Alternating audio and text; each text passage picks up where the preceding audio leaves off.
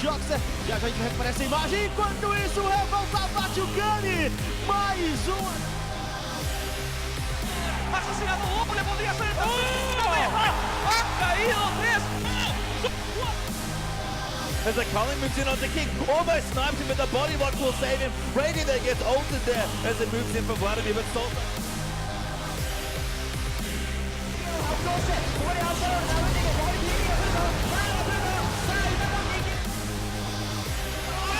Agora do Leandro American Hill! Vai do stop! Lula! Double kill! Один сразу Израиль, минус, Никарим тоже. Грависа забирает. Симфони какой ульт шикарный, да?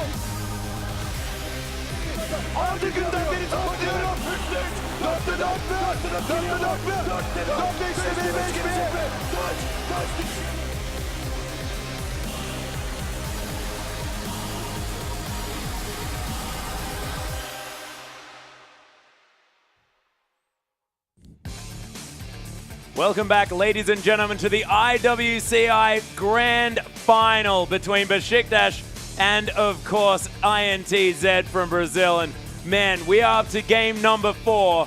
It's 2-1, and the home team, the Turkish players are in the lead. Yeah, they certainly are. 2 very long, grueling victories have come through for Besiktas. And they look like they are in firm control of the late game. Yeah, well, the late game seems to be their realm. They're still struggling just a little bit around the early stages, but they've shown that they're more than happy to sit back, weather the storm, and then come back when their power arises. Yeah, and they did it with the storm. It took off half the roof. And half they left their poor child Nadia's cowering in a basement somewhere with Aldrin. He just ran out there with his scythe and decided he was going to take matters into his own hands. Yeah, Nadius did not exactly have the best experience on the Rift that game.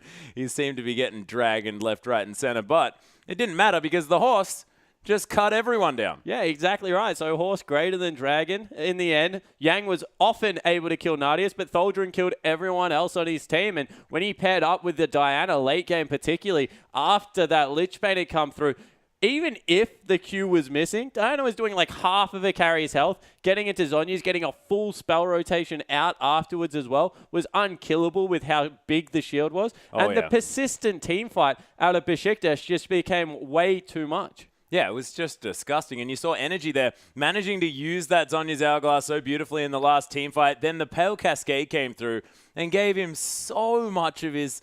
so much shield. I was about to say health back. It kind of looked like that, and they just weren't able to finish him off. And that just meant that everybody else ran over the top. Yeah, exactly right. He was just able to get so much AP that he was nearly unkillable moving into that game. And, you know, they got very far behind again. I think it was up around the 10,000 gold lead. Yeah. 2 base turrets down. They were pushing it on the 3rd. It looked like Yang was going to be able to fly over the back of that team fight, but they pulled the trigger on a split decision. I don't even know who was really caught out of the position. I want to see it again. I think it was Macau from memory, got chunked out by Energy, and after that, they ran over the top of the team fight, and from there, Besiktas never slowed down. Yeah, they didn't. They weren't able to be stopped. And what they did was they just played out every team. They waited for INTZ to engage on them and then just played the team fight better. They waited for Tholdrin to be able to teleport into the back of these fights, cut down the AD carry, sort of like swoop in like he was actually just a wraith on the Rift. It was terrifying to watch. And Nadius couldn't do Nadius couldn't do anything because he was dying on his own team because that was where INTZ were focusing. But Macau couldn't do anything because he was just getting jumped on. Yeah, exactly right. And once again, an overcommittal coming through from Revolta, Tokas, and Yang. They never looked like they wanted to peel whatsoever. And in the end, if you have a Hecarim that has dove your carries like 3 times and just deleted them, he was either picking Macau or Tokas, whoever was further out of position, one-shotting them, then ulting onto the other person. He didn't even need to use his ult half the time to kill them, by the way. It was just a devastating charge. So I think that was just a huge mistake coming through. There was no peel coming through. Jockstar as well as Revolta need to put a little bit more emphasis on keeping Macau alive. Because at the end of the day, if you have a burst mage like Ari, like LeBlanc, which it looks like INTZ like to run, the consistent threat is your AD carry. And if he's dying every time, you're not going to win many team fights. Yeah, and they first picked this Ari as well. That was a massive priority of theirs to be able to get Tokas onto this AP carry in the mid lane. but it didn't really work towards the end of that game. Of course, Ari tended to just get destroyed by the Hecarim. Yeah, exactly right. Start of the game worked beautifully. Was able to grab the kill in the mid lane with the turret dive coming through from Gragas. Rotated around the map nicely. I really do like how they're playing their early mid game. INTZ definitely in control of that portion of the game. It's just that they're having trouble closing. And maybe if that is the case, you need to grab an insurance policy somewhere else. Put one of your carries onto a late game. Whether it is Yang or Mikau, get them on like a Lulu or get them on a ranged AD carry like a Jinx that's a little bit further range so they can hit the turrets a little bit easier, help take these structures down, because twice they've been in a position to close and then stumbled over and been absolutely destroyed in the late game team fights. And they haven't had very much turret siege coming through either. Of course, with a Sivir, you're not very ranged. You can't really get in amongst the turrets and get anything done. And with a Shyvana, you're wanting to split push. You can't actually close in on any kills because you don't necessarily have the CC there. They can't really get too much done underneath the turret. Maybe go for something that can do that. Maybe go for even a double AD comp so that they can push down these turrets really quickly, just to augment the fact that they're so strong in the early game. Yeah, exactly right. So they need to mix something up here because they've lost twice in the same fashion, and it's in the late game. And really what surprised me is the fact that they didn't want to group. They actually ran the split push comp to a fault. Yang was very far in the middle of the lane and just didn't get to that team fight in time. Yeah, that's right. And we do have a replay from the last game, ladies and gentlemen. Let's have a look at this one because we'll see whether we can identify what INTZ need to change. Yeah, so INTZ, this part of the game, they're behind 4,000 gold. Besiktas well and truly back in it. You see the Hecarim. He's finally got to the point where he's relevant. But even then, it's still a 6-item Shyvana. So as we roll this one out, you look at the commitment that comes through from Yang. Yang's at the front. Revolta's at the front. They're trying to get in there. The peel back does come, but once again, here is the commit. So they commit super hard. And Mikau, he's on the back line. Tokas is on the back line. And there's no peel. They just all commit at the same time. They kind of just ram their face into Besiktas and hope that they can win the team fight. And from there, it was just all Besiktas' favor because they had the persistent damage. When you look at their lineup, Diana, even their jungler, Sejuani, late game, going to do much more damage than Gragas. Not to mention a Hecarim galloping around with the Trinity Force finally. He picked it up as his 3rd or 4th item, and I think it was his 4th item that he bought it. Yeah. They just were able to put out more persistent damage throughout the entirety of the fight, the way that they were playing it. Yeah, and in that last fight, it had to be all about Thaldrun as well. He got a 3-man fear with that onslaught of shadows and then just galloped over the top of Mikau. And that was all the consistent damage did. Yeah, exactly right. So as soon as he got rid of Tokas from the fight just through pure zone because Tokas couldn't get onto a priority target, you know that Energy or Nardius is going to survive. Nardius fell down to Yang on the back line again because Yang just kept hunting him out. Yep. But throughout the entirety of that, it was just all about the area of control that Thaldrun and as well as Energy had. The Diana and the Hecarim, they have a 600 yard. Because if you come within that, they're probably going to kill you. So they had to stay away, and they just weren't able to kite back. They kept, as I said, running forward and committing to these fights. And that's exactly what lost them the game before. At Baron, they didn't have to fight. They had to disengage. They could have walked out the top part of the map and lived to fight another day. Instead, they just ran, once again, complete committal into the team fight and were made to pay. Yeah, and it's interesting because it's not necessarily mechanical mistakes that are being made here that INTZ can change. It's not the picks that are a problem. It's their decision-making in the later stages of the game. It's the fact that their strategic play isn't necessarily working out, despite the fact that they've had excellent wave control. They've managed to ward up efficiently in the early stages of the game, and their jungle pathing is very strong. Yeah, exactly right. And I completely agree with you. It's nothing to do with the pick ban phase because they're committing to mid-game and they're trying to win at that point. They just haven't been able to get it done 2 games in a row. Yeah, not quite there. And we've got another replay, ladies and gentlemen. Let's get this on your screen and check out this Baron fight. Yeah, so this is INTZ actually up in gold. So as we roll this one out, you see Theocles, he's continuing to zone around the Baron here, but they just engage once again way too hard. Yang's in there, Revolta's in there, and once again, the 2 carries on the backside get completely zoned out by Energy and Thaldrun. So once again, Nardius falls down. He's the sacrificial lamb the entirety of the time. This is the Pale Cascade. Look at that. But Energy lives throughout the entirety of it, and it's because there's like a frontline wall of Yang and Revolta, and then a tiny gap and 3 people behind them And every single time, Tholdren and Energy are able to get in there. Tholdren, this is pretty telling because it was like 20 seconds after the fight that he was able to grab the Ahri, which meant the death timers were staggered.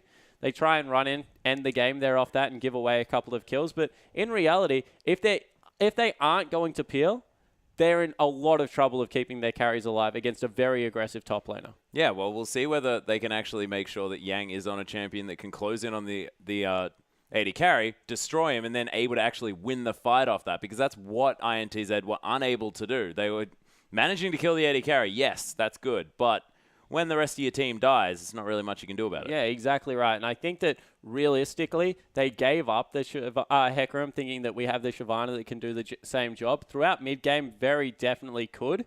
Yeah. But as the game got on, late-game Hecarim is just way too strong on the current patch. He is a legitimate anti-carry threat because he has CC, a huge movement speed to the point where gap closer is irrelevant because he just chases you down and gets so much health back from that Spirit of Dread. It's just impossible to try and kill him. Yeah, and he ends up getting more health back in a team fight than you're actually able to deal with him. And we had this discussion, and it's pretty gross. But, of course, Hecarim just has generally been a very, very strong portion of this tournament. I was surprised to see that one got left up. But when you have the option between, I believe it was Morgana, Lulu, and... Yeah, no, but they could either ban away Hecarim or the LeBlanc, and it was the LeBlanc that was banned. Yeah, it certainly was. But in the end, they were able to get it because the prioritization of Ahri came through before the Hecarim. They had first pick. Yeah, exactly. INTZ could have taken the Hecarim, and they chose not to. Yeah, it's very, very strange. And I don't know whether the Ahri was even worth that, because you listed out a few other aggressive options there for the mid lane that they could have gone with. Yeah, there certainly is. And there's also counter picks to Ahri in the current meta as well. You can run things like Zed and potentially outclass her at pretty much her own job. You saw Diana pretty much doing that towards the later part of this game. So I agree. The over-prioritization on a mid-game carry for Tokas seems to have, I guess, affected the draft phase of INTZ in the later part of the game. Once again, these are only things that are problems if the game goes past 30 minutes. If INTZ can figure out a way to close the games before then, they're going to be able to do it. Yeah, but ladies and gentlemen, we have a short Besiktas video to go to. Let's have a look at that one.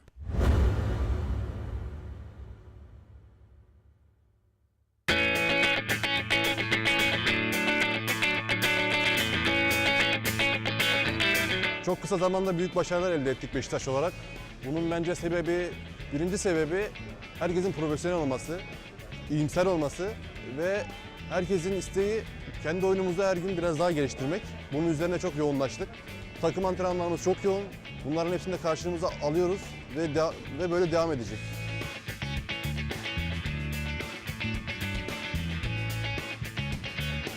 It's nice that the tournament is actually in Turkey because we were already here, so we don't have to travel that far. Bu benim birinci uluslararası turnuvam ve benim için farklı bir anlamı var. Ama aynı zamanda Türkiye'de olması ve Türkiye'yi temsil etmenin nasıl gurur verdiğini anlatamam. Gerçekten bu konumda olduğum için ve Beşiktaş'ı temsil ettiğim için çok mutluyum.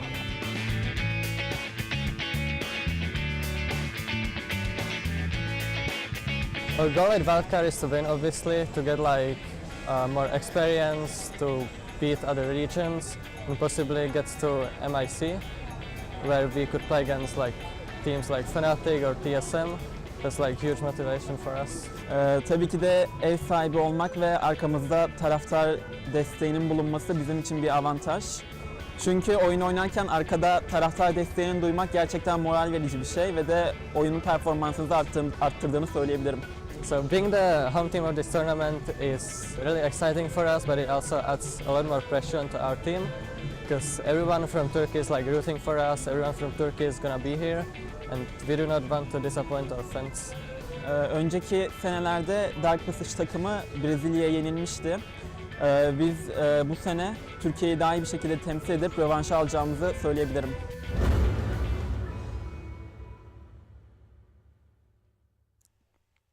Welcome back, ladies and gentlemen, to the International Wildcard Invitational. I'm Atlas. This is Spawn, and that was a wonderful video there for Besiktas. And these guys up 2-1. Yeah, they certainly are. They keep speaking about their home crowd advantage and how proud they are to play for the Turkish people. And you see that there is a huge crowd out there currently supporting these guys and really giving them that home crowd advantage. They are able to hear the cries every single time something goes right for them and really is willing them through. You have to feel the longer these games go, the more pumped up these guys get. And they've shown time and time again they can get it done in the late game. Yeah, that's the thing. They're using this obvious advantage as well. They're using the fact that they have the whole room behind them. And it's a big old room. That's a gigantic stadium of people that are really all wanting them to win. And when you have that kind of power, we've just witnessed what it can do. Yeah, and the pressure continues to rise for INTZ. The favourites coming in. We spoke of the two kinds of implied pressure, needing to be able to perform in front of your home country, but then also coming into a foreign event as the favourites.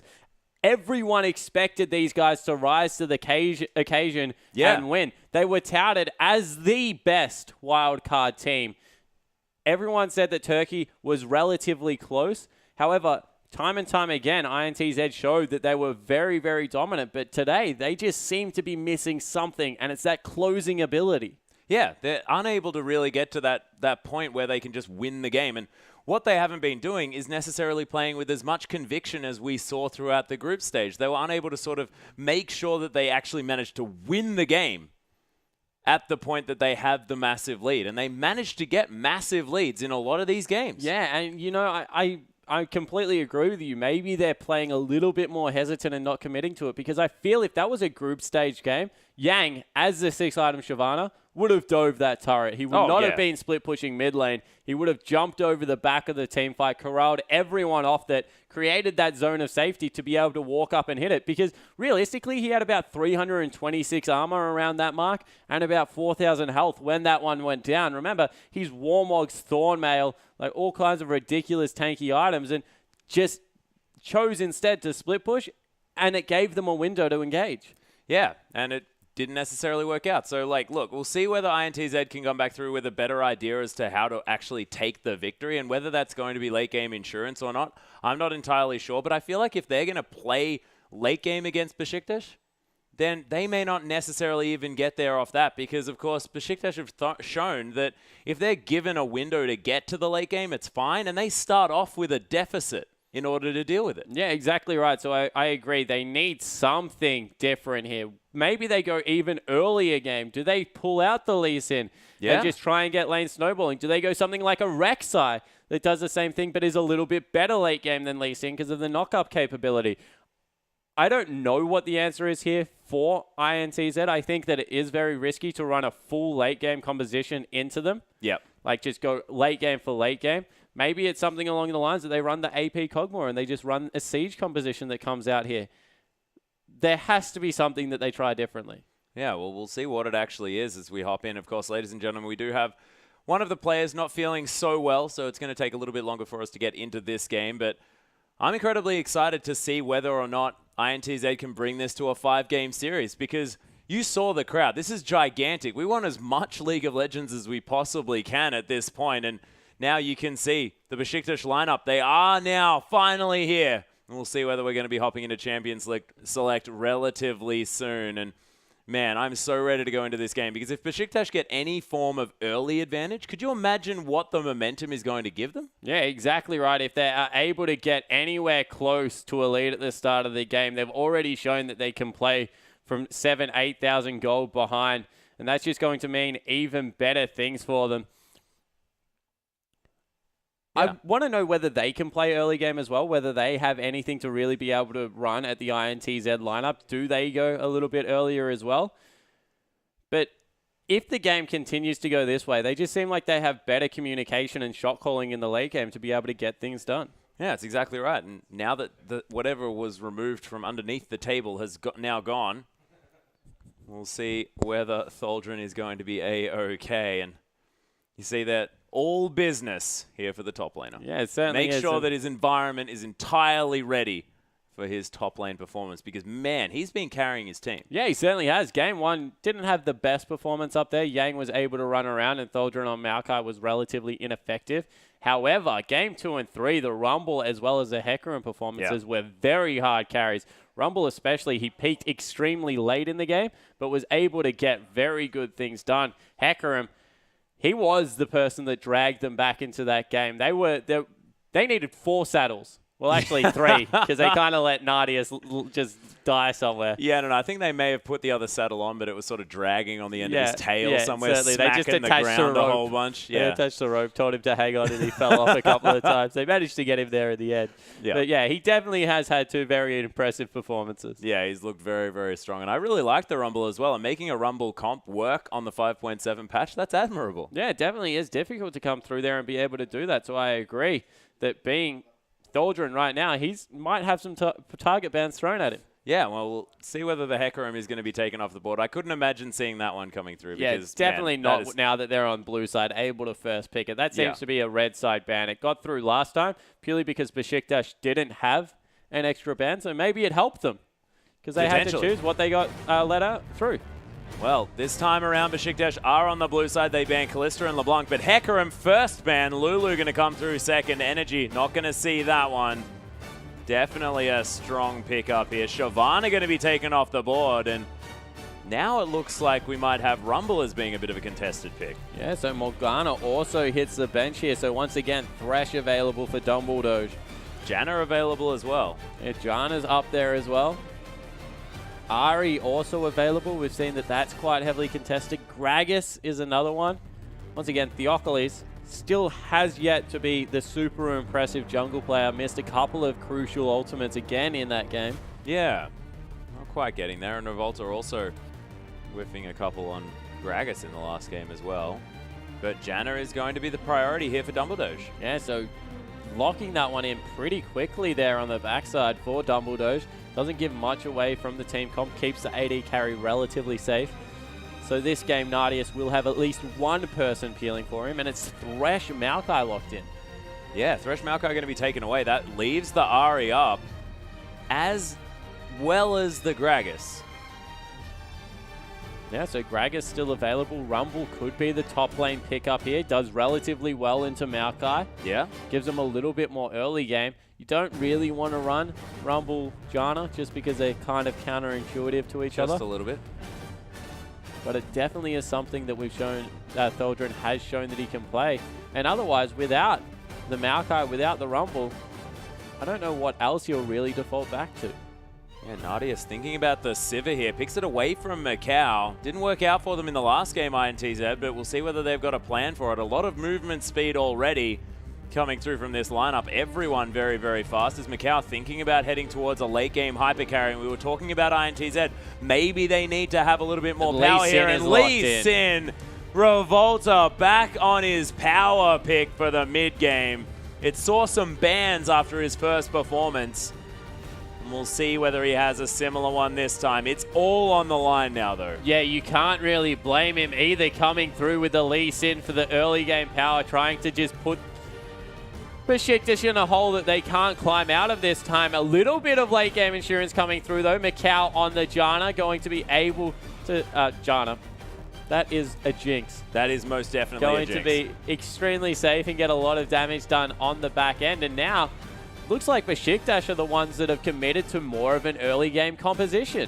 Yeah, especially considering the fact that they're hovering a Riven. Not sure whether that one's going to come through, but they do lock away Tholdren's Rumble, and they're going to try and burn down the tree in the top lane, and Theocles back on the Sejuani. Yeah, so Sejuani is the priority pick here, trying to get some more lockdown to keep people in the Equalizer. That is the only spell they have to be able to lock anyone anywhere near Tholdren's ultimate. And Tokka's in the mid lane, goes for the Zed. So an assassin versus assassin matchup in the mid lane. This is going to be fireworks, Atlas. And two very mixed compositions. A little bit of late game in both lineups. Yeah, you've got Jinx, but you've also got Lee Sin on one lineup. And then you've got the Rumble and, you know, Sejuani coming through. So Sejuani great in the late game. Rumble, we saw Tholdren actually make it work out quite well, of course. It's more of a heavily mid-game comp by Besiktas, but definitely some segregation going on over on INTZ. Yeah, definitely, and they just have maybe that insurance. Late game, you see that they have a very clear split pusher, and no one to really match it on the Besiktas lineup. Who goes with Zed? There's not really an answer there. Not really, unless Tholdren gets huge. Of course, does want to build us on his Hourglass fairly early, but Haven't really seen a Rumble ever take down a Zed too easily. Yeah, exactly right. And Zed should just win out in the auto attack trades. Also has the ability to be able to go the Hex Drinker there for some itemization early in the game. So we'll have to see exactly what the build that comes out of Tockers is. But they've gone a little bit more late game, but the Lee Sin is what should get them going in the early game. And we've seen time and time again, if the jungler is able to accelerate the pace of these late game compositions, you can get them rolling earlier than you normally would see. Yeah, well, this is the thing. And we saw Macau. I'm going to keep mentioning it, but he did manage to pick up a triple kill at 3.5 minutes in one of his games as well. So that's definitely something that can help them move in forward in this Jinx matchup. And INTZ, they showed that they do have late game compositions in their repertoire of what they can play, but just it hasn't been what their focus has been. Yeah, exactly right. And we'll have to see whether this commitment towards the Jinx, towards the Maokai in the top lane, getting that tanky front line going is what will be what secures them the another game. Yeah, well, exactly right. But ladies and gentlemen, we are going to hop onto the Rift. It is Besiktas versus INTZ. The blue side, our Turkish team, up 2 games to the 1 of the Brazilian INTZ. They really want to find their way into this one. And we'll see whether they can do it, of course. With the Z having no arguable split-pushing combatant, might be looking better here for the Brazilians. Yeah, it certainly looks like INTZ have put together a more sound game plan at least, but we'll have to see whether they are able to translate that into any form of the late game, because we've seen time and time again. As Macau showed. They are going to be able to get some auto attacks off. Didn't commit They to must the have queue. all skilled before they saw him, because otherwise, surely Dumbledore or Theocles would have taken the queue. Yeah. Theocles, I don't know why there wasn't an Arctic Assault onto Macau, but they do get the deep vision down. Actually, Energy coming around finds Tockers. Orbit Deception not going to find him there, as the tree going to meet the Z, and Revolta does get the wards down as he passes Tholdren. Yeah, so 2v2 lanes coming through here. Siva, Janna going to try and shove out early to be able to go with the Jinx Thresh lane. A very dangerous lane, Jinx Thresh. They're able to layer the CC, the Flame Chompers, so well with the Flay, as well as the Death Sentence to come through. It is extremely difficult to escape them early game. But Nadius is at least going to have some pushing power, but we've spoken about Siva versus Jinx. Definitely works out for the Jinx in the early stages. And we see 3 CS picked up by the Lee Sin player in the mid lane. That's the tiny Wraith camps there. He just chucked 2 saplings down. He gets a Q across sneakily over the wall. Able to get an early CS advantage for himself. Gives him a creep advantage for the level 2 to come through. Yeah, as he does manage to pick that one up, you can see Living Shadow was skilled up as well, so he can get some more shurikens out. He's just going to do his best to try and clear out this wave. Ari going to have an inherent advantage just with that ranged auto attack. But Tokka's looking for some Qs, doesn't quite find him. Yeah, so Tokka's going to be able to zone a little bit off this wave. Zed's an incredibly strong melee laner, just because of the fact that he can use that shadow to zone you off. As soon as he has a favorable trade, can dive on top of you. So it's very, very hard to push a Zed out as well. Continually just shurikens the lane. Ensures that it's pushing in his favor. So this is why I think that Zed actually inherently has an advantage over the Ahri in the lane. Well, we'll see how it works out here. Of course, already has a massive CS advantage, putting a whole lot of pressure onto Energy, who's struggling to last hit in this lane. Invade coming through from Lee Sin as well. Revolta was looking to see whether the blue buff was still available. Has been spotted out though. Yeah, ward to come over the wall as Energy looking to try and keep picking up as much farm as he can. Tokka's, though, last hitting brilliantly well on the Zed so far.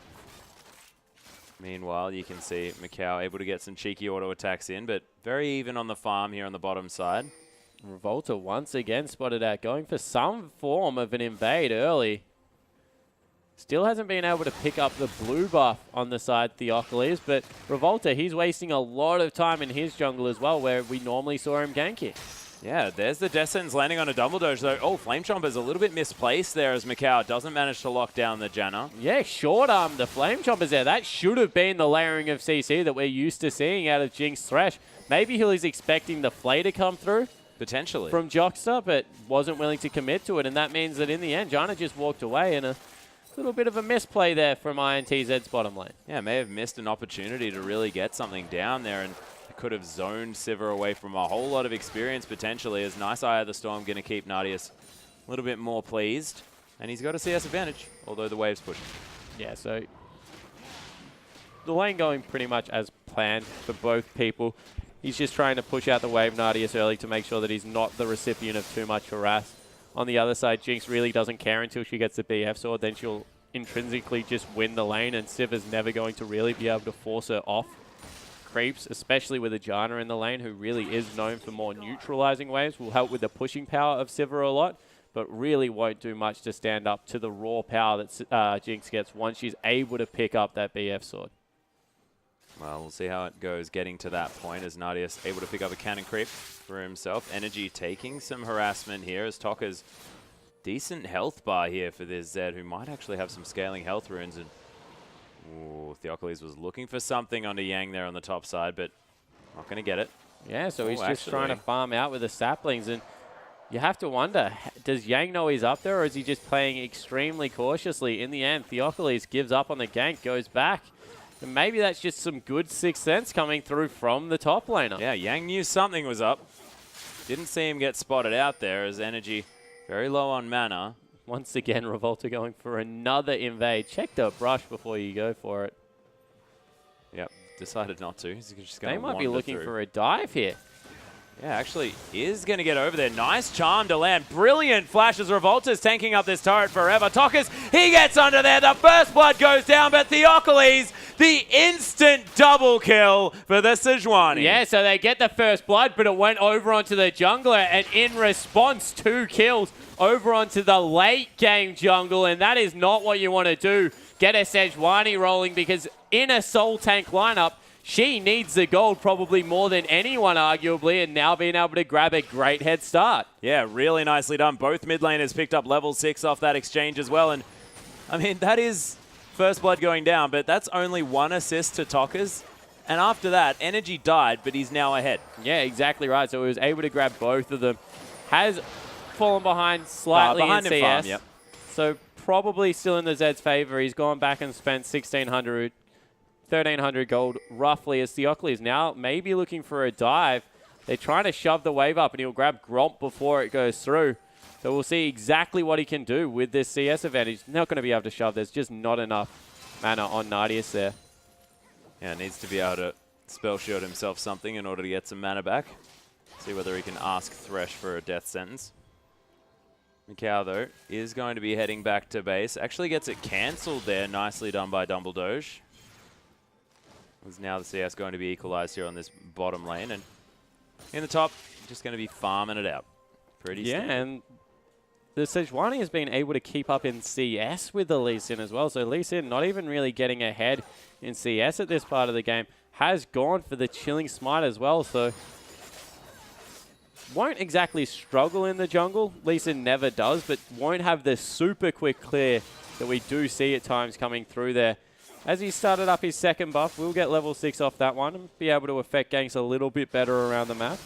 Yeah, level 6 has been hit, though, by Theocles, who's now taking down the Krugs. He's going to head back to base and pick up a nice chunk of items. May actually have Cinderhulk on the first back. Definitely have Cinderhulk, yep. Yeah, that's it. That's pretty good at 8 minutes for a jungler. Yeah, it certainly is, even before the Warrior coming through. And as we said, Lee Sin should be the person that's trying to force the early pace of the game. He did, but just unsuccessful coming through there. You imagine if both lived on slithers of health, that was exactly what INTZ were looking for. But instead, right place at the right time, Rumble able to get in there. Rumble, Sejuani. Well, we were watching the Rumble, so He's 20 CS up, by the way. Fantastic laning coming through once again from Tholdren. Yeah, and it's so hard last hitting on Rumble as well. I mean, it is. If you're not a Rumble player, it's very hard. So I'm going to give him props. Of course, once you are a Rumble player, it's actually fine. But I give him props. So the only thing that they changed about Rumble's last thing that made it difficult was the Electro Harpoon not putting you in range to be able to last hit the creeps. Yeah. After that, it's really simple. You just turn on Flame Spitter, 2 ticks, turn your back on it, auto attack. How Done. many? When does it tick, though? When the damage appears above the creep. Ah. Yeah, you see, I struggle with that, watching little numbers. Revolta is going to notice Theocles here. Level 5, though, still for this Lee Sin. And zones away. Yep. The Zed as he comes over. Wow. Yeah, Nadia's in trouble in the bottom lane. Gets flashed on. Super Mega Death Rocket gets wandered out of as the exhaust comes through onto Macau. Nadia's health pot is ticking. Dumbledore gets out of the way of the flay. How is this Besiktas lineup managing to navigate that situation? That looked awful, but they walk away okay. Yeah, so they're able to get out of it in the end. They do lose the trade quite heavily, but no one dies, so hey, that's a pretty big win. Yeah. Well, everything looked like it was going awfully. It looked like they were going to get destroyed. Yep, but they didn't. So kudos. My goodness. And they're able to now shove out the wave. Yeah, so able to keep pushing up there. And this is the turning point we said. As soon as Jinx gets that level 6 as well as the Super Mega Death Rocket, going to look to go aggressive, but unfortunately not able to get the advantage through there. There's now Revolta trying to do some counter jungling. Energy does need to be careful that he doesn't get kicked out from underneath his turret. Blue buff will also fall over, but they have started up the dragon. Yeah, and then they're just going to go in and steal away the blue buff, you have to think as well. Yeah, but potentially won't go over onto Ahri, which is a massive loss. Also very difficult to invade with such low health bars on Dumbledore. So probably a successful buff secure coming through for Revolta, but early dragon for blue buff definitely in favor of Besiktas. Yeah, and look, Theocles trying to get something going on here in the mid lane. Nice shuriken. But he used his shadow. Will they make him pay for that? He backs away. But generally, once Zed does that, there is a window where you can capitalize. Yep, Theocles looking for something here as Energy's taking some pretty meaningful damage from these shurikens now, but that passive, man, just, you don't notice it, but it just does so much healing. Yeah, you don't notice it until you play against her. Yeah, and it's so frustrating. Thaldron able to use that Harpoon to great effect there as Yang's continuing to try and keep up. They've caught out Energy here. He hasn't got the ultimate. Oh, there's the death mark. He's going to flash out of the way, but Sonic Wave is going to get waited for. And Revolta gives the kill. Yeah, so Zed picks up a kill. He's now 1-1-1, 20 CS. The lead for the mid lane assassin, and just a little bit of an overreach there. Why would you back out of vision when you can back underneath your turret? That's a little bit of a strange mark coming through. And Tokas, he might be made pay. Yeah, actually, Tokas waited for that one. Managed to bait out. Oh, my goodness, the flash was timed perfectly by Theocles, but he might die. Shuriken comes through, and Tokas, that was the bait of the century. Yeah, so Tokas able to bait out another kill, and all of a sudden they steal back the mid lane and all of the advantage on the map. And this is the scary thing. We said if Zed can start rolling, not very many champions on the enemy lineup can go with him. And he is well and truly ahead in this game. He most certainly is. Thaldron now has an advantage for himself there in the top lane, though. Almost 30 CS in the lead. Has the makings of his dragon fight items, the general ones that he picks up for all that magic penetration. Not the making. Oh, yeah, well, that's true. Completed both of the Haunting guys and Sword Boots. I like to think Leandri's. But I guess that's maybe getting a little bit overexcited. So yeah, picked them both up. So he's got a whole lot of mid-game damage. But is that going to be enough to deal with the Zed? And straight away they put Zed in the split push. Throw him up into the top lane. Has nearly finished up the Blade of the Roaring King. Maokai going to be able to farm out perfectly fine. But he doesn't have any magic resist. So this is still slightly risky because Thaldron does a heck of a lot of damage for himself. Yeah, Thaldron still might be able to get some work done here. Hasn't committed to any sort of, magic resist or armor. But Revolta is just following Tokas around. He is like his shadow right now. He already has one. He has two. Loads of them. It's his third. My goodness. It'd be hilarious if Revolta started having shurikens. And the turret dive may be coming through. Yeah, oh my goodness. Thaldron trying to turn this one around now, but the death mark, that's going to pick up the kill, and Revolta was tanking up the turret nicely. And man, INTZ, they're just chasing each other around. Yeah, they're just using this Lee Sin to completely dictate the pace of the game as we have a little bit of a skirmish coming through bottom lane. Yep, Dumbledore's getting some auto attacks down there as Jockster is going to leave the lane. But somehow, Nadius has created a 20 CS advantage for himself. Yeah, so Nadius able to continue ahead, even though it is a little bit of a counter matchup coming through. They're just a pushing power too much as we see Theocles grabbing some CS for himself in the top lane. And there really needs to become an answer for this Zed now, because he has all of a sudden a Blade of the Ruined King and is looking fearsome in every situation you could possibly imagine. Team fighting is probably ahead. Split pushing, there is no one that can currently go with him because Lee Sin is just following him everywhere. And this is a one-win condition we said that Besiktas didn't have an answer to. The split pushing Zed, and he's well and truly on his way. Yeah, he's getting there. Heads back to the top lane. Arm guard completed now for Tholdren, as he is able to deal with these shurikens just a little bit better than before. But he's still farming fantastically well. Nadius, however, on the bottom side of the map, able to farm up quite nicely at the same time. So he's got a and surprise, surprise. Oh, yeah? Yeah, Revolta, welcome back. Yeah, Theocles going to have to get over that wall. Actually, there's Shadow going to hurt over there as well, as Tokas gets them harassed down. And, man, Revolta, just go home. Just continuing to camp out the lane. Obviously, he's picking one area. They are pinging that Ari is in this vicinity as well, now pinging her out, but I don't know. Do they think that they can fight it with 3 members? It looks like they're willing to do something here, as Toka's baiting Tholdren out just a little bit, wanting to hold on to this wave as much as possible. Theocles has gone back, though, so it's only the Ari. And they just dropped the equalizer on the wave. They do not anymore want to fight the Zed. Instead, deciding to go back to base, get a little bit of a reset, send Ari back into the jungle to pick up her blue buff. And this is a scary prospect, because all of a sudden, Maokai in a lane where he was getting denied is now mid lane free farming, because you're putting so much emphasis in trying to shut down a Zed and you cannot get on top of it. Yeah, they just can't find it. And Revolta, he was camping out there, but he's still managed to go back, picks himself up some mobility boots, so he'll only be able to get back to that top lane even faster. And is now going to secure the blue buff. So we'll see whether, Zed does head down and pick that one up. Of course, does really like it in order to get that energy back. The cooldown reduction as well, quite handy.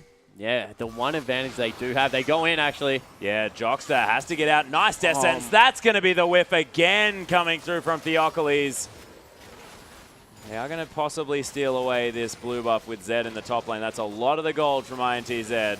They're not wanting to give anything, and Energy does pick that one up. Yeah, so Energy able to grab a refresh. They also have advantage on the Dragon just because they have teleport, and in the top lane, Tokas does not, so they'll be able to pick that one up, although he does grab a turret for himself, so objective traded here. Maybe they can rotate into the mid lane and pick something up, but it looks like it'll just be Dragon for turret, probably in INTZ's favor, honestly, because they want to open up this map for their Zed. Yeah, Besiktas, though, had a massive wave in the mid lane that was crashing against the turret, and they decided not to take that one down. Lots of vision now available for the Turkish team around this Dragon area, so they'll see when anyone's moving through that one. But, of course, no one going to be for the next 6 or so minutes, as Yang going to keep clearing out this mid lane. And you're exactly right. The fact that Yang was behind is almost irrelevant now. Yeah, it certainly is, because when you look at who is facing off against who, Yang is against the Ari, and pretty much equal in farm. In the top lane, 20 CS, 3 kills is the advantage currently for Zed, and he's going up against Tholdren. So Tholdren, even though he won his lane early, now since the lane swap has been put at a disadvantage, and the Zed's now finished up a Yomu's Ghostblade. Tokas is all in on this mid game. You made a call for more mid game coming through from INTZ. Definitely has been heard. Yeah. Well, they're seeing whether they can do it here. They do have a 2-kill advantage. 1,000 gold is now the lead for the Brazilians. But they've now got a clear way to continue winning the game past the early stages of it. Yeah, exactly right. But the engage might have to come out of Tholdren here. Yeah, Yang gets charmed up after the tower falls down. Yang's at half health as Revolta comes through. No Zed to be in this fight, and Equalizer doesn't really find it as a nice dark passage going to get the tree to safety. But they do take down the turret. Tokas, though, is just going to tear through the inner in the top lane. Yeah, but 2 turrets, even if Tokas is able to pick up 1, is not a bad trade. He doesn't get it, so 2 turrets for nothing. A good call coming through from Besiktas, and they wrestle some semblance of control back. Yeah, they pick up the gold lead as well, so INTZ, they realize now that all of their gold is on Tokas. Yeah, exactly right. Tokas is the guy that they need to be able to win the early split push battle. Get him into the bottom lane probably now. Rotate your Jinx around the map. and try and pick up some farm for her, potentially in the mid lane. But Tockers needs to be there, split pushing in the turrets that he is able to take out. Yeah, and Zony's hourglass completed by Energy, so he feels now that he can happily go up against the Zed. Yeah, if that is the case, he is a very silly boy. Because Zed will just wait for him to come out of it and kill him anyway. Well, look, I'm just saying, he's in the top lane, and he has a Zhonya's hourglass. Certainly does. The rest of the team comes up for support, so it is actually Besiktas that rotate their top laner into the bottom lane, but he's getting dove. Yeah, meanwhile, Revolta just Sonic Waves Tholdren, and they're going to be able to take down this turret as well. Tholdren just found himself a little bit caught out, and Macau did a lot of damage, but top lane turret does fall down. Besiktas still with an advantage. Teleport in. Tokka's looking for the death markers. Dumbledore is able to get around. Nice exhaust. Means that Tokka's has to escape, and Dumbledore, he's going to be fine. Yeah, Dumbledore is able to survive. They use a couple of flashes. Bottom lane still going. Oh, there's the death sentence onto Energy. He has the ultimate. Will be able to get out of there. Doesn't use it. The next charge, at least, as Yang's getting taken down low. Theocles, he gets the shutdown onto Tokka's. Somehow. And action everywhere. They're able to push in now on their tier 2 in top. Teleport coming in somewhere for Tholdren. He goes top lane for no reason at all, but they pick up another turret. Yeah, he was just holding on to the creep wave. There was like 8 creeps left. Yeah, no, I just said that's what he did. I don't know why. He still did it, though. And Besiktas now find themselves with a dragon lead, 2 dragons to nothing, and 2,000 gold, and 4 turrets to 2. And that's huge because they now have the map control. Yeah, exactly right. And all their gold is sitting on their jungler. 7,600 That's gold. fine, The though. richest member on the lineup currently is Theocles. And if he hits his ultimates, definitely is fired. Okay. That's true, but hang on. Arctic Assault does some damage, and if you think about it, Northern Winds does it. Yeah, that's exactly right. Nailed it. You're good. Forgotten that one. Look at me. I'm terrible. Northern Wind, such an impactful spell in the middle of a team fight. It is. Does so much damage. Yeah, it's the kind of spell that you talk about afterwards. Okay. Yeah. I can It's accept just not that. flashy enough, She's swinging a flail. Ah, so you like Bristle's abilities. Yeah. Whilst I like Sejuani's. It's a perfect way of putting it, Spawn. Perfect. But in the end, it is going to be Macau picking up, a little bit more farm for himself than he had before. He's only at a 15 CS deficit, whereas Nadius, a little bit further ahead, almost has the Phantom Dancer as Energy. They would actually convince Tokkas to leave. I find it, I don't know, feel like, there's on his hourglass. Enough to get him to get out of the lane. Yeah, so what is actually making him leave is the fact that there is 0 ward coverage on the bottom side of the map. And if he continues to split push down there, as Sejuani's been caught out. Yeah, Theocles actually has to use the Arctic Assault to get out. Nice death sentence from Jockster, and Theocles, he's tanky. Does get the ultimate out of Nadius in order to survive, though. Yeah, so in the end, Tokka's able to pick up his blue buff as well. No ult expended, really apart from Nadius's, and everyone will successfully disengage. That took a lot of killing so far already for the Sejuani. Yeah, Theocles was sort of bounced about in that fight as well, as skill shots are going to go wide. Tholdren not going to eat any of those, as Nadius just concentrating on farming out these minion waves over and over again. Nice harpoons from Tholdren, just going to net himself some damage onto the tree, and then tries to burn it down. A lot of damage onto the tree. Wow, half of his health. Nadius not even going to get hit. This will be the 3rd dragon of the game picked up. They're actually racing towards Baron here on the side of INTZ. But you have to think that would be a very dangerous call. Yeah, it's only been alive for 3 minutes. The old Baron. Give him some time.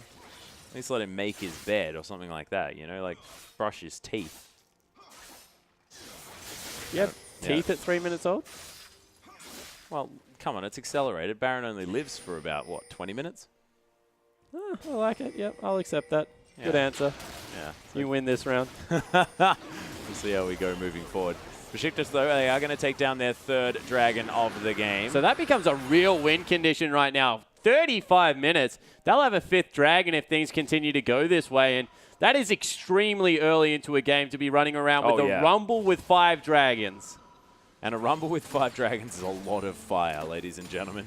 an incredibly large amount of fire. And think about the consistent DPS for this Sejuani. Exactly right. Just going to be up there. Northern Winds as well as 5 Dragons. Throw a Cinderhulk in there. Just going to be doing lots of hot and cold stuff. Oh, yeah. It's going to be some hot and cold going on.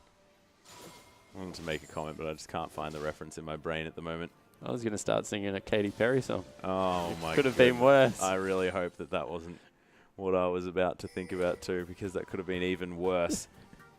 It's Dumbledoge trying to hold off this mid lane push. And actually, the Zed's starting to fall a little bit, I guess, not fall behind, but equalize at least. The CS advantage that was starting to grow there has been normalized a lot by Energy, who has been able to sweep in and pick up a lot of these farm. And it's just because the ward coverage of INTZ hasn't been good enough. Finally, Revolta trying to get it down, and they are going for the flank, so this could be the engage. Yeah, and they can see, oh, teleport actually into the backside as well as Nadius. Beautiful spell shield is able to get away from all the shurikens as well. Deathmark does nothing. Dumbledoge with a hero play in the backline as Yang looking to stick onto Nadius. Super Mega Death Rocket though, the double kill from Macau as they end up winning the fight. But man, Nadius played his heart out in that one. Yeah, Nadius played his heart out and Dumbledoge cost them the team fight. He got outright caught in the middle of the lane after his entire team had successfully disengaged, and that's going to cost them a turret, maybe more. Yeah, they throw down the zap. Energy gets caught up on that one. They need to try and clear out these waves as Theocles actually looking for something here. Orbit Deception going to be up off cooldown relatively soon, and they are able to stop this inner turret from falling down. But Besiktas, man, that was close to a horrible situation, but almost worked out. Yeah, so they were able to get away from the main engage, but unfortunately not able to get anything done after the fact. So the gold lead once again going across to INTZ. This Jinx with the Infinity Edge Static Shiv, now with a couple of kills as well, will be able to go back, pick herself up the makings of a Last Whisper, you would have to think. And the later this game goes, all of a sudden, the more in favor of Jinx it is, who is the hyper-scaling carry on the INTZ lineup. And they don't have a whole lot of options as far as getting on top of the Jinx is concerned as well. I mean, well, they you don't saw have the perfect Hecarim's synergy anymore. between Jana and the Equalizer right there, because the Equalizer would have been across 4 members, and all of a sudden Jana made none of them stand there. Yeah. A little bit unfortunate. Look, Dumbledoge, they'll have some stern words, and then he'll be able to not do that ever again, and it'll be fine. 4 turrets to 3, though. Besiktas still with the map control in that Death department. Rocket whirling down the mid lane. Yeah, Nadius was very low. Something happened, ladies and gentlemen, as they're backing on top of about 15 different wards. Wow, that was cute. Is Revolta going to safeguard to the Dark Passage? Jockster gets his lantern back and everything's going to be fine. But everyone sort of over their own side of the map. A huge creep wave in the bottom lane that Macau is going to eat up, and the rest of Besiktas are going to now be heading back up the lane. And Leandri's Torment and the Zhonya's Hourglass completed by Tholdren, so that is big news for the top laner of Besiktas. Yeah, he's definitely in a good position this game. 0-2-0, not the best scoreline, but has been able to pick up a lot of farm on the Rumble, so he's in a good position. You see 261 CS for the AD carry as well. Nadius, he's looking for his Bloodthirster, probably needs a Last Whisper to be able to deal with this Maokai, who you feel will be all up in his face for the entirety of this game. But a lot of the pressure now on Theocles. He grabbed the early kills. He has his Warmogs, is extremely tanky, needs to be that huge frontliner for his team and be able to get things done. As we actually have Dumbledoge clearing out a ward, but Tockers is relatively close. Needs to be careful he doesn't get collapsed on. But Dragon number 4 is available. So that's all they're going for, Atlas. Ward control over the Dragon area, recognizing that as their win condition and trying to ensure that they're able to pick this one up. Yeah, and they're looking to make sure that they can get the Equalizer in the perfect choke point as well, because INTZ, I mean, it's going to be very hard for them to get to the right spot without walking through exactly the place where Rumble wants to start a fight. Yeah, exactly right. But do they just pull them across to Baron one more time, see whether Revolta can sweep this one out? And if he can, it means that they can't really start up the Dragon, because the Baron damage out of a 3-item Jinx, who has now finished up the Last Whisper, not to mention Zed, is just so huge at this part of the game. Yeah, it's despicable amounts of damage. 2,000 gold, though, is just the lead here for INTZ. This game's still very, very close, but you're exactly right. A lot of the money on the Jinx, a lot of the money on the Zed, and these are the champions that you really need the money on. And on the other side, Besiktas, they've got 3 kills out of 3 on Theocles. Yeah, exactly right. So Bristle needs to do some heavy lifting this team fight and get in there and really be the initiator and tank that his team needs. Set up the Sivir to be able to get that ricochet and boomerang blade across everyone. As a nice ward there, really has got clear vision of exactly where Besiktas is, especially if they start up the dragon. But Energy, he's got the Luden's Echo, so he's in a good place. That's a 2 seconds. They're going to be able to pick this one up for free. There's no way that INTZ get there in time. Yeah, they're doing a whole lot of damage to this dragon. It's down to about half health. No, they do. They Revolta don't has do it made his very way quick. around. Yang looking for it as well as he actually engages onto Theocles of all people, but he's getting chunked down. Equalizer on top of Macau. The tree's burning as well. Tholdren picks up the kill onto Yang as Energy uses the Zhonya's death sentence, timed a little bit too late there, as the dragon did indeed fall down to Besiktas. No, it didn't actually. Fourth is still available as nice Monsoon from Dumbledore as Nadius uses the spell shield. Macau and now super is low. so out of position. This is ridiculous. There's the boomerang. Jockster, he gets the flash. Oh my goodness, they are going to have the death mark picking up the kill, but Tokas trades his life for it. It's a 2-for-1. But I'm not sure whether Nadius needed to die there. Revolta getting burnt there a little bit by Tholdren. Yeah, they just as go back. Macau is backing in an interesting spot. Isn't going to be spotted out. Will they pick up the dragon? The dragon is more important than the turret this time around. Oh Whoa. my goodness, that knockup was massive as Dumbledore, he's going to die as well. And Revolta, you just almost won the game for your team. Yeah, they're going to get Baron off it at the least. Theocles needs to grab home guards and get to that objective, but I don't know whether he'll be there in time. What was Besiktas thinking, though, with that one? They split up their teammates. They had the 4th dragon. All they had to do was turn around and take out that objective. Instead, they lose the team fight, and they're going to give up the Baron. Yeah, and Yang is able to tank this one up for days as well. No vision available as Revolta. He's getting taken down low. Theocles may be able to find his way in. Doesn't have flash. Can he get in range of the smite as Baron's doing some work here? The rampage comes through. Revolta actually forced to flash away from that one. There's the equalizer. Tholdren picks up the kill and the Baron. A triple kill for Tholdren as Yang is burning down as well. This game is out of control. Tholdren, just back away. What are you doing? There is a Zed there. Has he used the Zhonyas in order to get out of the deathmark damage? There's the Monsoon as Tholdren trying to heal himself up. Yang, he was burning down. Tokas can't pick up the kill. Guys, please go back to base. I just can't do this anymore. What a team fight coming through Atlas. Tholdren with the hero play on the back end. Finally, that sentence actually makes sense. He got the triple kill. He picked up Baron. What the heck is going on? I am entirely unaware. I was waiting for you to explain because that was a very weird passage of play. And but they're in the starting end, what up the happened? dragon again, and they won't get it again. They need to back away here. Scuttlecrab is having a heart attack, the poor dear. Yep, Theocles does make his way over the side, though, as Dumbledore is going to empowered recall his way home. Oh, so they get it. The 4th dragon is picked up. And Baron. The Baron is over on, I think, 3 members? Maybe. Theocles doesn't have it. No, that much. Theocles, as well as Nadius, doesn't have it. I think Tholdren, Dumbledore, as well as Energy do. But all of a sudden, that went from all kinds of good to all kinds of bad to all kinds of good. Again. For the Turkish lineup really quickly. Exactly. And Nadius now, as the dust settles, has picked himself up a pickaxe and a...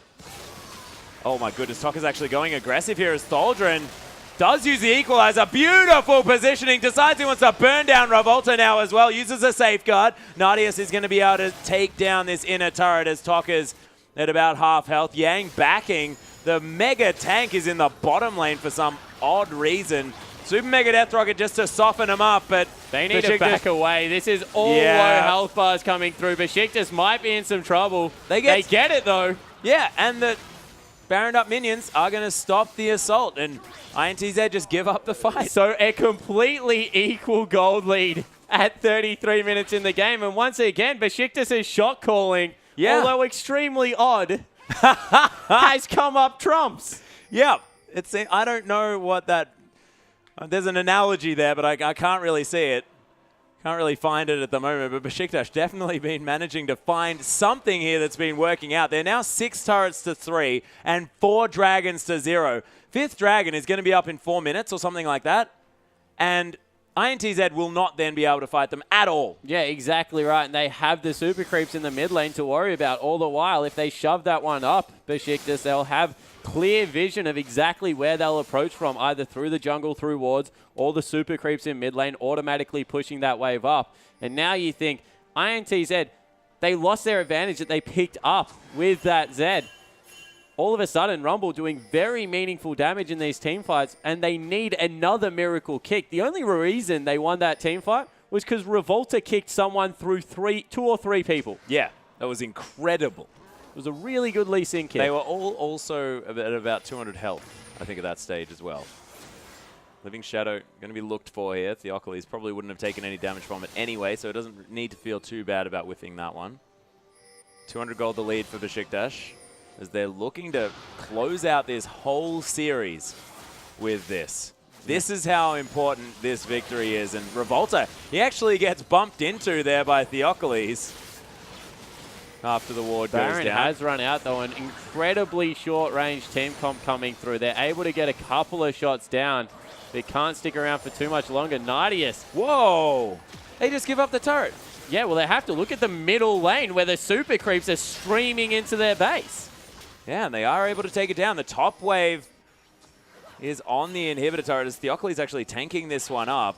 Inner turret is actually going to survive the onslaught of the minions. Yeah, has the Warmog, so very good regen coming through for Theocles, and they're trying to zone away from the turret and get as much down. Wow! Yeah, there's Revolta looking for a kickback, but doesn't find it. Yang then takes a turn, and look at that equalizer across 4 members. Macau can't do anything. Yang, he's super low. Sejuani picks up the kill on the jungler. Tokas is able to escape in the backline as the double kill comes through. Macau, he's going to die after a wonderful charm, and the ace for 1 for the Turkish lineup. They're going to win the game. Yeah, they certainly look like they are, Atlas, and wow, the flash forward from Nardius, just trying to get as much damage down as possible. That did it, though. Secured the team fight for them, and that was an equalizer to end all equalizers. Boldrin is MVP of this whole series. That was so beautiful to watch. Congratulations, Besiktas heading to MSI. And I don't know, after that first game, it looked like the Brazilians were really going to be able to take it to our Turkish team, but take it to any semblance of a late game, and the Turks come up in front. Yeah, they just look like they have fantastic shot calling. Their decision making every single time came out ahead, no matter whether it was a randomly push mid lane, die, and then kill them at Baron call. They seem to have it all. Yeah, I don't know. It seems like they just knew what INTZ wanted to do, and they just played it a few steps ahead, but it was beautiful to watch, and a deserved victory as well. And this is a story of a team that was 3-3 coming out of groups. They were the 4th seed, and they came through 3-1 now in the grand final after a 3-0 sweep against the Bangkok Titans. Man, Besiktas looked great heading into MSI. Yeah, they certainly did, and they did it in the exact way that you would expect a champion team to. They got to the head-to-head. They had beaten the Oceanic team, very deserving of their spot. Yeah. They knocked out the team that looked like they were the best throughout the group stage. Bangkok Titans only dropped 1 game, and then INTZ, the team that everyone had pegged as being the best wildcard region team, fell down to this Turkish lineup, and wow, behind the home crowd, that was one hell of a series. Yeah, super deserved series. And you saw there Thaldron, he was in the middle of the screen, and that man was absolutely fantastic in that match. And look at them looking out over that gigantic stadium. It must feel fantastic. Yeah, it certainly would. They even had the sick player in between games. You saw them leaving the stage. Odds were against them. They didn't feel great, but you see them shoving the captain out the front. Yeah, there he is. That is Thaldron, and congratulations. I don't know what he's doing. celebrating, Alice. That man just won his team a tournament and very deserved being sent out in front of the screaming crowd. Absolutely fantastic work by this Turkish lineup, and oh my goodness. They just must be feeling absolutely ecstatic. Look at these guys. They're going completely nuts in the crowd. And Tholdren as well. We're just having a brief look at the damage done in that game. Tholdren had double on his team, more than anyone else in the game. Yeah. Absolutely incredible performance. He came up absolutely massive, but we will see the Turkish lineup. Besiktas being able to raise the International Wildcard Invitational Trophy. And so well deserved as well. Congratulations, Besiktas, our team heading over to MSI to represent Turkey. And look, all the power to them heading through there as well. Yeah, definitely. They'll be going up against Team Solo Mid, Fnatic, AHQ coming out of the Taiwan region. Not to mention the LPL finalists coming through tomorrow and LCK as well. Yeah. There's some heck of a competition there, but they have proved out of everyone in this tournament, they are the team that will probably do the best and be able to take it to them. Yeah, well, that's exactly right. This is the team that's most deserving of this spot heading into MSI, and it's going to be frightening. They'll be against the likes of, from the LPL, which the grand final is going to be tomorrow. EDG taking on LGD. Both of these teams looking utterly terrifying for anyone. And then you've got SKT or the GE Tigers coming over from Korea as well. There are massive teams in MSI. This is going to be the best experience that this Turkish lineup could ever have if they're unable to even win. Like, they don't even necessarily need to be going over there in order to take a victory. The experience would be absolutely amazing. Yeah, and they've been talking about it every single time we see them. It's about getting better as a unit, the experience they can get as a team. And this is just one more tournament where they can do it. And this is the Besiktas lineup as well. I mean, this is a sporting organization that's actually invested into esports as well. It's fantastic that now getting some international representation. Yeah, definitely coming through there, doing their whole country proud, and honestly doing the wildcard regions proud. Oh, yeah. Their shot calling in the late game and their ability to prioritize target, not to mention that sick equalizer, just show how much these regions are improving. And you can see the crowd still going wild out there. Yeah, that must be a fantastic feeling. Yeah, it must be incredible, and they deserve it as well. Theocles had a great performance on the Sejuani. Everyone on this team has had their moments of glory throughout this series. So deserving, beautifully well played. And congratulations to Besiktas, really.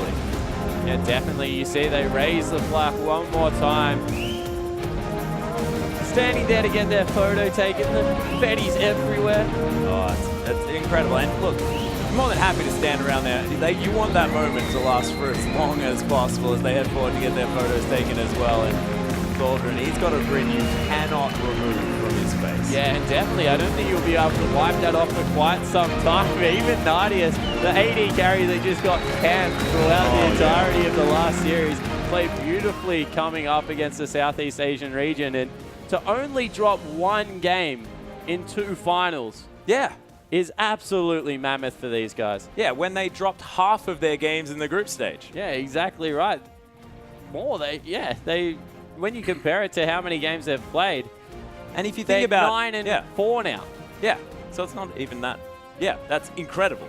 After being, 3-3, it's ridiculous. But they also dropped their first 2 games against Brazil, and then came back 3-0. Yeah, exactly. So theoretically, it's like they did the reverse able sweep. to get their revenge as well, Alex. Yeah, you saw how much it meant coming through on home turf, being able to beat the Brazilian lineup this time around. Yeah, finally.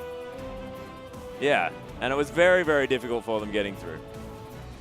But look, you can see everyone on their feet, all so excited to see Turkey making their way to MSI. It's only a couple of weeks and they're going to be there. Yeah, exactly right. They need to get prepared extremely quickly if they are going to take. Yep, just absolutely beautiful coming from Besiktas, and congratulations to them. They're through to MSI. It's going to be incredible. But, ladies and gentlemen, that is going to be it from us on the desk. Congratulations to Turkey. Hopefully they represent all of the wildcard regions super well. But on behalf of myself, Spawn, our whole production team, Thank you so much for watching, and we'll see you tomorrow for the LPL Grand Final.